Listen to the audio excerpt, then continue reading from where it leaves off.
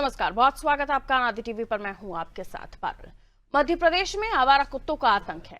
बारिश के मौसम में बहुत से इलाकों में तो कुत्ते आदमखोर हो चुके हैं और छोटे छोटे मासूम बच्चों को घर से उठाकर मौत की नींद सुला रहे हैं, उनके शरीर को नोच कर खा रहे हैं। ऐसे कई मामले सामने आ चुके हैं जब छोटे बच्चों से लेकर बड़े बुजुर्गों तक को कुत्तों ने अपना शिकार बना डाला। इनमें से बहुत से मामलों में बच्चों और बुजुर्गों की मौत हो गई। कई जगह बहुत से लोग गंभीर रूप से घायल भी हो गए। एक तरफ आवारा कुत्ते हैं जो जानलेवा साबित हो रहे हैं, दूसरी तरफ डॉग लवर्स हैं जो केवल कुत्तों से प्रेम का दिखावा करते हैं लेकिन उनके लिए कोई ठोस कदम नहीं उठाते, और तीसरी तरफ लापरवाह संस्थाएं जिनके कारण आवारा कुत्ते दिन ब दिन बेकाबू होते जा रहे हैं। इस स्थिति में जनता क्या करे और कुत्तों के आतंक से मुक्ति कैसे मिले, ये जानने की कोशिश करेंगे। पहले एक रिपोर्ट आपको दिखाते हैं, देखिए।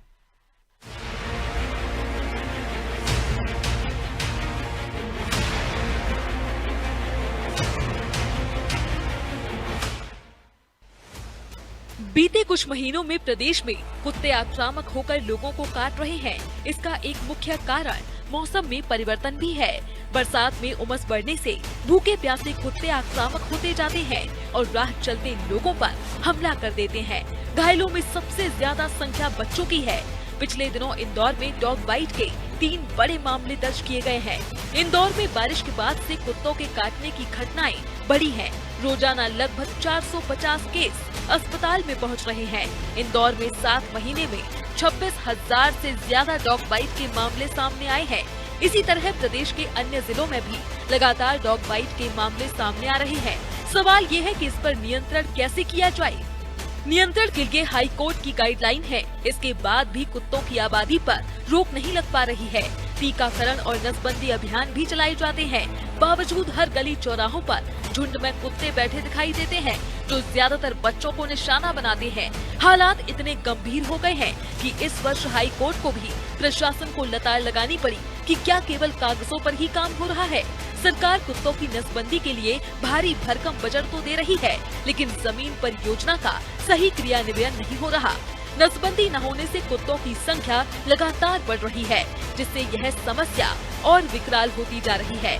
शहर में माणिकबाग और वेंकटेश नगर इलाकों में आवारा कुत्तों ने छोटे बच्चों को काटा है।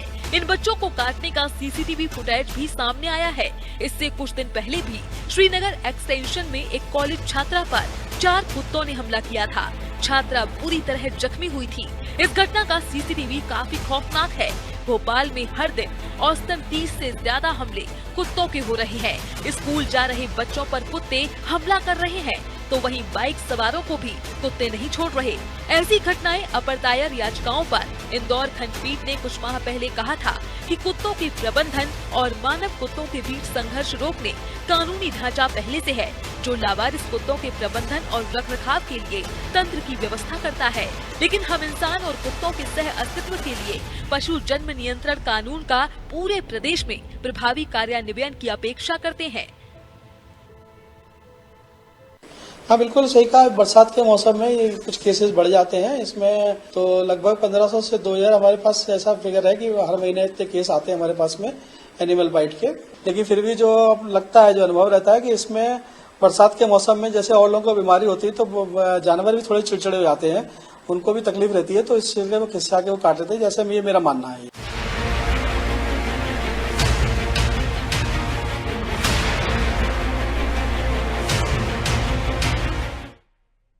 ऐसे कई सारे वीडियोस हैं, ऐसे कई सारी घटनाएं हैं जो सामने आती हैं और जो डॉग बाइट के मामले हैं वो देखे जाते हैं। किस तरीके से बच्चों को ये अपना निशाना बनाते हैं, इनकी आक्रामकता के पीछे क्या कारण है। देखिए, कुछ एंगल से अगर हम देखें तो ये भी साफ आता है कि न केवल प्रशासनिक सामाजिक भी ये लापरवाहियां भी एक कारण है। क्या कुछ किया जा सकता है, ये भी अलग अलग लोग सुझाव देते हैं, लेकिन हाईकोर्ट द्वारा समय समय पर इस मामले को लेकर फटकार लगाई जाती रही है। बावजूद इसके क्यों आखिर प्रशासन इसमें हीला हवाली करता है। नगर निगमों के बीच समन्वय का अभाव है। हर शहर अपने स्तर से प्रयास करता है, लेकिन कोई राज्य स्तरीय नीति नहीं होती है। तो इन घटनाओं को रोकने का क्या, क्योंकि अभी एक घटना और भी आई थी जिसमें बताया गया कि बच्चा जिसके नेक पे डॉग ने बाइट किया था और वहां से उसका इन्फेक्शन दिमाग तक फैल गया, जबकि 3 वैक्सीन उसको लग चुकी थी। उसके बावजूद भी जो 2 वैक्सीन है उसके बाद से ही उसको रेबीज के सिम्टम्स दिखने लगे थे, उसकी मौत हो गई। ऐसे कई सारी घटनाएं हैं जिसका बहुत जिसको लेकर गंभीरता से चिंतन करने की, विचार करने की आवश्यकता है। ऐसे हम और भी समझने की कोशिश करते हैं। हमारे साथ हमारे सहयोगी जुड़ रहे हैं। शबाना हमारे साथ जुड़ी हुई हैं भोपाल से। शबाना, ऐसे कई सारे मामले सामने आते हैं, लेकिन सवाल है कि इनके लिए प्रयास क्या होते हैं? नसबंदी के लिए महज बातें की जाती है। एमपी में भी कई ऐसी जगहों पर खबर आई थी कि गाड़ियां खरीदी नहीं, लेकिन उनको चलाने के लिए चालक नहीं थे। रेबीज के इंजेक्शन की बात की जाती है। हाल ही में जो मैंने घटना का जिक्र किया, इंजेक्शन भी लगने के बाद बच्चे को बचाया नहीं जा सका, और ऐसे मामले कई हैं। आखिर इनसे बचा कैसे जाए, और प्रशासन के इस लापरवाह रवैये का जिम्मेदार कौन? देखिए, बिल्कुल मैं आपको बताना चाहूंगी कि जिस समय यानी कि बरसात के मौसम में आप देखेंगे, अब कुत्तों के काटने का मामला जो है लगातार सामने आ रहा। अगर मैं भोपाल के सरकारी अस्पताल 1250 की बात करूं तो केवल एक अस्पताल में पिछले 1 महीने में लगभग 300 मामले सांप के काटने और कुत्तों के काटने के सामने आ चुके हैं। हालांकि इन पूरे मामले में लगभग से अधिक मरीज जो है वो ठीक होकर घर पहुंच चुके हैं और बाकी मरीजों का इलाज और इंजेक्शन जो है वो जारी है। लेकिन बरसात के मौसम में कुत्ते जिस तरीके से प्रहार कर रहे हैं, आप कहीं ना कहीं देखेंगे बढ़ती समस्या है। लगातार आप देखेंगे, चाहे गर्मी के मौसम में देख लीजिए, नगर निगम और जिला प्रशासन का प्रयास रहता है कि कुत्तों की नसबंदी की जाए, उनको घेर कर एक जगह पे रखा जाए, लेकिन ये जो है सफल नहीं हो पा रहा है जमीन पर। शायद यही वजह है कि लगातार कुत्ते जो है वो हमलावर होते हुए नजर आ रहे हैं। उनको खाने की व्यवस्था और तमाम चीजें बरसात के मौसम में आप देखेंगे, लोग खाना नहीं देते, जिससे उनको परेशानी का सामना होता है। फिर तमाम चीजें हैं वो उनको देखना पड़ता है। तो ऐसे में कहीं ना कहीं कुत्तों के काटने का मामला लगातार सामने आ रहा है। और अपने आप में बड़ा सवाल ये भी खड़ा होता है कि लगातार नगर निगम दावे करता है कि हम शिकायतों पर जो है तुरंत पहुंचते हैं, लेकिन फिर से उन कुत्तों को वहीं छोड़ दिया जाता है 2-4 दिन बाद पैक करने के बाद। तो कहीं ना कहीं बड़ा जो मामला होता है, बड़ी घटनाएं होती है वो होने लगती है। तो ऐसे में अभी पहली बारिश की अगर बात की जाए तो जब से बारिश की शुरुआत हुई है तब से ही आप देखेंगे राजधानी भोपाल में लगभग 300 से अधिक मामले सामने आ चुके हैं। अब देखने वाली बात है कि इसमें कंट्रोल करने के लिए जो है लगातार प्रयास जो है वो किया जा रहा है, लेकिन कहीं ना कहीं अपने आप में बड़ा सवाल खड़ा होता है कि जमीनी स्तर पर ये काम क्यों नहीं हो रहा जब दावे इतने हो रहे हैं। कुत्तों के काटने के मामले में डॉक्टरों का भी यही कहना है कि हमारे पास पर्याप्त जो है इलाज या पर्याप्त दवाएं हैं। अगर ऐसी कोई घटना होती है या फिर ऐसी कोई दुर्घटना होती है आपके साथ, तो तुरंत अस्पताल पहुंचे। यहाँ तक कि डॉक्टर ये भी अपील करते हुए नजर आते हैं कि घर की दवाइयों का उपयोग करके इलाज ना करें, उससे बाद में परेशानी का सामना करना पड़ता है। फिलहाल की अगर बात करें तो सारे मरीज जो है आधे से अधिक घर पहुंच चुके हैं और आधे से अधिकों का इलाज जो है वो जारी है। तो कहीं ना कहीं देखने वाली बात है, राजधानी भोपाल में जब कुत्तों के काटने का मामला सामने आता है, सांप के काटने का मामला सामने आता है गर्मी के मौसम में, तो फिर भी समझ में आता है कि कुत्तों पर जो है गर्म हवाओं का असर होता है, गर्मी होती है। लेकिन बरसात के मौसम में भी स्थिति जस की तस पड़ी है। अब देखने वाली बात होगी कि नगर अमला कितना इस पे पाबंदी लगा पाता है या नहीं लगा पाता। बिल्कुल, पाबंदियां लगानी होती तो कोर्ट को फटकार नहीं लगानी होती, क्योंकि कोर्ट की फटकार का मतलब कि मामला गंभीर है और ऐसे पब्लिक हेल्थ इमरजेंसी की तरह देखना चाहिए, क्योंकि मामले लगातार बढ़ते ही जा रहे हैं और अभी डरावने हो चले हैं। क्या बच्चों का घर से निकलना बंद कर दें? क्या बुजुर्ग टहलने नहीं जाएं? स्ट्रीट डॉग्स की संख्या लगातार बढ़ती जा रही है। नसबंदी करें लेकिन उसके बावजूद भी संख्या कंट्रोल नहीं हो पा रही है। कई सारी ऐसी चीजें हैं। हमारे सहयोगी योगेश हमारे साथ जुड़े हुए हैं। क्या वाकई सीजन के हिसाब से, क्योंकि गर्मियों में भी कहा जाता है कुत्ते आक्रामक हो गए हैं, फिर अब मौसम बारिश का है तब भी कह रहे आक्रामक हो गए हैं, तो ये कोई सेंस रखता है? मुझे लगता है क्योंकि इस तरह की घटनाएं हमने हर किसी सीजन में देखी हैं, तो सीजन से ताल्लुक न रखते हुए मुझे लगता है इनकी कोर समस्या पर काम करने की जरूरत है। इंदौर का ही मैं जिक्र कर रही थी, जहां पर कई सारी गाड़ियां खरीदी गई, लेकिन उसके बावजूद भी इनको पकड़ने के लिए, लेकिन उसके बावजूद भी चालक नहीं उसको चलाने के लिए थे। तो गंभीरता दिखाई दे रही है, क्या है? देखिए पारुल, बहुत ही शुरुआत इसी से की है। मैं भी उनका एक बाइक जो है बारिश में आक्रामक, हम बारिश गर्मी की मैं बात करते तो गर्मी में आक्रामक, कुत्तों का आक्रामक का तो मौसम होता है पारुल। कुत्ते आक्रामक इसलिए होते हैं कि उनको खाना नहीं मिलता है, और दूसरी चीज क्या है कि उनको जो टीके लगाए, अभी मैंने कुछ पहले देखा था कि जो डॉग हमारे गले था वो नॉर्मली बिहेव करता था, लेकिन जिस दिन उसके गले में पट्टा लगा उसके बाद आक्रामक हो गया, एग्रेसिव हो गया। पता क्या ऐसा उसमें चेंजेस आ गए थे, एग्रेसिव होता। मैंने खुद इस चीज को लाइव देखा है और मैंने भी महसूस किया है। पहली चीज तो ये होगी। दूसरी चीज है कि जो बाइस के मामले बढ़ रहे हैं उसमें सबसे बड़ी जो दिक्कत आ रही डॉग्स के लिए तो नहीं बनाते। इस तरह कुछ सालों पहले शहरों में हमारा पशु घुमा करते थे, गाय भैंस बैल सब घुमा करते। उनके नगर निगम ने गौशाला बनाई, जो भी हमारा पशु घूमते उनको गौशाला भिजवाया जाता है। तो वो तो किसी को ज्यादा हानि नहीं। कुत्ते जो है वो किसी भी मासूम पर, युवा पर, बुजुर्ग पर झपटता नहीं। आपने 2-3 दिन पहले आपने भी खबर है, एक लड़की जो है वो कॉलेज जा रही छात्रा, एग्जाम के ऊपर कुत्तों ने हमला कर दिया, 4 कुत्तों ने। और ऐसा नहीं, कुत्ते बड़ी दूर से लड़की पर हमला किया। और लड़की ने समझदारी देखी कि लगातार उन्होंने बॉडी को इस तरह से मूवमेंट रखा कि ताकि कुत्ते भाग पैर चलाते रहे, तो इसलिए उन्हें। उसके अलावा 2 वीडियो हमने और भेजे जिसमें मासूम देखो कुत्ते हमला करते, बचाने तो सहायता तो उससे हमला करते। ये मामले जो है डॉग बाइट कम नहीं हो रहे। आज हम स्वच्छता में नंबर 1 कर रहा, रैली नहीं कर रहे, लोग तारीफ कर रहे हैं, लेकिन क्या हम पूरी तरह से स्वच्छ हो पाए, यानी कि हम नागरिकों को वो सुविधाएं दे पा रहे। स्वच्छता में नंबर 1 आ रहे, गंदगी नहीं, ये बहुत तारीफ की बात है। देश भले आज भले और अव्वल भले हमें दिख रहा है, लेकिन क्या हम जनता को उन परेशानी से मुक्ति दिला पा रहे हैं? सागर मेरे साथ है, सागर कई बार को कॉल करता हूँ, सागर इस में बहुत सारे स्टॉक से लोग समस्या आते हैं, क्योंकि हम जनता के वॉइस ब्रेक हो रही है आपकी। चेक कर लीजिए जरा नेटवर्क एरिया अपना। हमारी जी कहिए। आवाज आ रही है? कहिए। अपने सागर को कई बार हम भी बोलते हैं कि सागर इस एरिया में कुत्ते आते हैं। सागर ये कहते हैं कि 20 गली से हम कुत्ते ले जाते हैं, नसबंदी तो वही छोड़ रखा, तो स्ट्रीट डॉग की संख्या में कमी नहीं आई, नसबंदी में कमी है।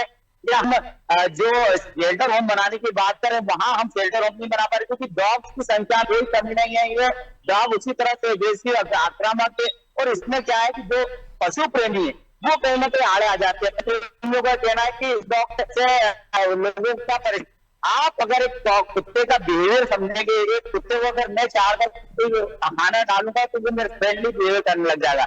लेकिन हर इस तरह से हर कुत्ते से अटैक वो नहीं हो सकता।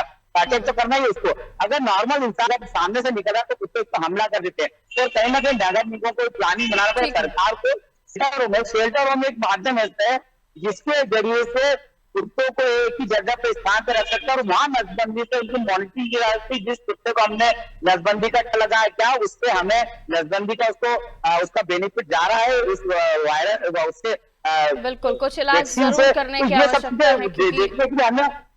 ठीक है, मैं लौटूंगी आपके पास योगेश। शहर में अगर शेर घूमे तो डरना लाजमी है, आप घर में रहिए। लेकिन शहर में ये माहौल हो गया है कि कुत्तों का आतंक इतना है कि लोग डर के घरों में रहने लगे हैं। ये सच है। पशुओं के अधिकारों की बात कीजिए, लेकिन जिंदगी इंसान की सस्ती भी नहीं है, इसलिए इस विषय पर गौर करने की आवश्यकता है। क्योंकि डॉग बाइट्स के बाद उन बच्चों के चेहरों को हमने देखा है जो आप तक पहुंचाना कतई मुमकिन नहीं है, क्योंकि इतने विचलित करने वाले वो दृश्य होते हैं। आप सोचिए उन पर बीतती क्या होगी। अब इसको लेकर अगर पशु प्रेमी सामने आ जाए तो उनको वो चेहरे भी दिखा दीजिए और उनसे पूछिए ये इस इंसान को प्रेम फिर कौन करे। खैर दुखद है, लेकिन इस पर जब पशु प्रेमी बात करते हैं उनका अपना नजरिया है सोचने का। लेकिन जैसे मैंने कहा, इंसानियत भी तो सस्ती नहीं है। आप सागर भंडारिया जी हमारे साथ जुड़े हुए हैं। सागर साहब बहुत बहुत स्वागत करते हैं, एबीसी संचालक यहाँ। आप जिस समस्या को लेकर हम चर्चा कर रहे हैं, हमें किसी पशु से कोई दिक्कत नहीं है। हमारा इकोसिस्टम में कुछ इस तरीके से है कि हम सभी को एक चेन में देखते हैं, चाहे जंगल से आप बात करें, हम अपने ह्यूमन बींग्स की बात करें। लेकिन हर चीज के साथ जरूरत यह भी है कि किसी का भी ज्यादा हो जाना हानिकारक हो जाता है, और कुत्ते ज्यादा हो गए मुझे लगता है। लेकिन इसीलिए पूरी तरह नगर निगम इंदौर में पूरी तरह प्रयास करते हैं कि अपन पूरी तरह 100% एक्यूरेसी के साथ में संपूर्ण जो भी अपने जोन है उनकी नसबंदी और वैक्सीनेशन करा, जिससे कि डॉग बाइट की समस्या खत्म हो। और यही कंटिन्यू हमारा काम अभी चल रहा है। इसके साथ साथ हम अभी कंटिन्यू रोज के 35 से 40 डॉग एक शेल्टर पे हम नसबंदी और वैक्सीनेशन कर रहे हैं। और जहाँ पर जैसी समस्या आती है सब उसका भी एक समस्या है कि जैसे अभी हमें राठौर साहब ने बताया कि एक लड़की को कुत्ते ने घेरा था, तो वहाँ पर मैंने तत्परता दिखाते हुए सारे जितने भी एरिया में सारे डॉग्स है उनको मेरे क्वारंटाइन सेंटर में मैंने रख लिया है। और उनको अभी हाल में मैं ऑब्जर्व कर रहा हूँ कि क्यों काटने की ऐसे समस्या कर रही है। हालांकि इस टाइप के बहुत सारे मेरे पास फोन भी आया कि आपने नसबंदी की है, डॉग उठा लिए, कैसे उठा लिए, आप रूल के खिलाफ हो, ऐसा है वैसा है। कि मैंने बोला कि ऐसी बात नहीं है। अगर इस चीज की समस्या आती है तो हमको ऐसा ऑब्जर्वेशन में रखने की पूरी वो पूरी तरह छोट है कि हम ऑब्जर्वेशन रख सकते हैं इन जैसे डॉग्स को। तो अभी हम ऑब्जर्व कर रहे हैं इस चीज के लिए। हालांकि हमारा कंटिन्यू काम तो चल ही रहा है नसबंदी और वैक्सीनेशन का। बस मैडम यही है कि हम पूरी तरह एक्यूरेसी के साथ इसको काम करते हुए जल्दी खत्म करें, जैसे डॉग बाइट की समस्या कंप्लीट हो, खत्म हो। ऑब्जर्व करना ठीक है आपका, लेकिन इतना भी ऑब्जर्व मत कीजिए कि और भी केसेस सामने आने लगे। कि आप देखिए किस तरीके से डर के साए में अब पहले तो ये होता था कि कुछ बच्चे डरते नहीं थे, वो पत्थर मार के या कुछ भी हड़का के डॉग्स को चले जाते थे, लेकिन अब वो बच्चे भी डर रहे हैं जिस तरह के केसेस सामने आ रहे हैं। आप समझ रहे हैं मैंने क्या कहा? बड़ा डॉग बाइट का सबसे बड़ा कारण अभी हाल में उनको खाना नहीं मिलना और लोगों का गलत रवैया, ये दो चीजें मैम। तो बोलते अगर कोई बच्चा अगर कुत्ते को खाना खाते वक्त तो छेड़े या कुछ करे तो मैम वो पीछे पलटवार करते हैं इस चीज के लिए अपने सेल्फ उसमें। तो ये मैम ये बिल्कुल सही है कि कुत्ते को अगर आप खाना नहीं देते हुए, अगर खाना खा रहा है चलो ठीक है आप खाना नहीं दे रहे हो कोई समस्या नहीं, बट खाना खाते हुए आप कुछ उसको छेड़ करे कुछ करे तो मैं पलटवार करता है बिल्कुल। ये बात बिल्कुल पॉइंट आपका कहना सही है सागर जी, लेकिन मैं क्या कह रही हूँ, जो ये बच्चे का केस आया ये तो अकेली जा रही थी, ये किसी घर के अंदर, अगर घर के अंदर कोई है या घर आप किसी ऐसी कॉलोनी में है जहाँ पर घर है ना, उन्होंने डाल दिया। आप देखते हैं कुत्ते भी झुंड में आते हैं, जो डॉग लवर्स हैं वो तो अपने पूरे जो सामान के साथ जाते हैं, उनको पता है कि स्ट्रीट में डॉग्स हैं, उनको हमें खाना डालना है, तो अपनी तैयारी से बकेट भर के जाते हैं। घरों के बाहर अगर आप कुत्तों को खाना डालते हैं तो कुत्ते आपस में भी वहां लड़ने लगते हैं, और अगर आप डाल रहे हैं डालते मैं अपनी आंखों देखी भी बता रही हूँ, मैं अगर किसी डॉग्स को भोजन डाल रही हूँ और वहां पर बहुत सारे और आपके पास लिमिटेड पैकेट्स हैं, वो बाकी भूखे कुत्ते आपको जाने नहीं देंगे वहां से। बिल्कुल ये हकीकत है। तो ये आम जनता की समस्या है। अगर मैं उन लोगों में से हूं कि मैं डॉग्स को देखकर मैं फीड करा सकती हूँ, खाना दे सकती हूँ, लेकिन वहां झुंड है और मेरे पास सफिशिएंट अमाउंट नहीं है खाने का, तो वो कुत्ते मेरे ऊपर अटैक करेंगे जो भूखे हैं, वहां क्या कीजिएगा फिर? ये समस्या तो आम ही हो चली है ना। बिल्कुल मैम। एक्चुअल मैम जब अपने इंदौर में स्वच्छता सर्वेक्षण में नंबर 1 नहीं था तब क्या था, पूरी तरह कुत्ते अपना पेट भर लेते थे कचरे में से खाना खा के, लेकिन जैसे समस्या इस चीज की क्रिएट हुई है कि इनको खाना नहीं मिलता, पूरा बिल्कुल साफ सुथरा रहता अपना इंदौर, इस कारण थोड़ी सी डॉग बाइट की समस्या आ रही है। हालांकि जो अपना अभी जो जिस तरकीब में भी कहा किया गया था वहाँ के सारे कुत्ते नसबंदी और वैक्सीनेट किए, मैं खुद जाके चेक करा कि जितने भी कुत्ते हैं सारे नसबंदी और वैक्सीनेट किए हुए थे। ये अच्छी बात है मैम। वो एरिया पर नसबंदी वाला जो कॉन्सेप्ट है मुझे लगता है बहुत पुराना है, लेकिन ये सक्सेसफुल नहीं हो पा रहा है क्योंकि सलीके से सही तरीके से उसको फॉलो अप नहीं किया जा रहा है। मैम इसमें इस चीजों में थोड़ा समय लगता है, आप समझ सकते हैं। कितना समय लगेगा, कितना टाइम और होना चाहिए, कितनी और मौतें आप चाहते हैं, कितने और लोगों को घायल होते हुए देखना आप चाहते हैं, कितना समय लगेगा? इस चीज का तो हम कोई जवाब नहीं दे पाऊंगा क्योंकि मैम सुप्रीम कोर्ट और डॉग रूल कहता है तो उसका पालन करना पड़ता है हमें। वही तो कह रही हूँ ना, समस्या इतनी विकट हो चली है कि सुप्रीम कोर्ट को कहना पड़ रहा है या हाई कोर्ट को कहना पड़ रहा है या किसी भी न्यायिक संस्था को कहना पड़ रहा है। समस्या इतनी विकट हो चली, आप इस बात को भी समझिए ना। तो टीम बढ़ानी पड़ेगी, इसको बहुत वृहद तरीके से इस मिशन को अंजाम देना पड़ेगा, वरना इस तरह की घटना, मैंने कहा ना, शेर आए तो डरिए, आप तो कुत्तों से भी डर लगने लगा है साहब कि घरों से बाहर निकले तो पहले झांक लीजिए कोई कुत्ता तो नहीं बैठा हो। ये स्थिति है। ठीक है, मैं लौट रही हूँ आपके पास। एक और सवाल मैं आपसे लेकर और थैंक यू बोलूंगी आपको कि इस मिशन को कंप्लीट करने के लिए क्या व्यवस्थाओं में परिवर्तन किया जा रहा है सागर जी?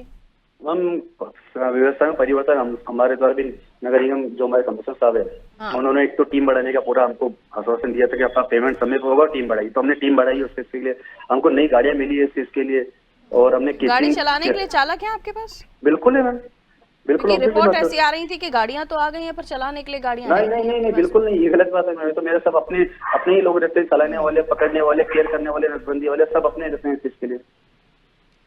ठीक है, मैं वापस योगेश आपकी तरफ आ रही हूँ। अभी ये जिक्र किया कि स्वच्छता के लिए हमने वहां से चीजों को हटा दिया, नहीं तो डॉग्स वहां से जो डस्टबिन है उनमें से भोजन कर लेते थे।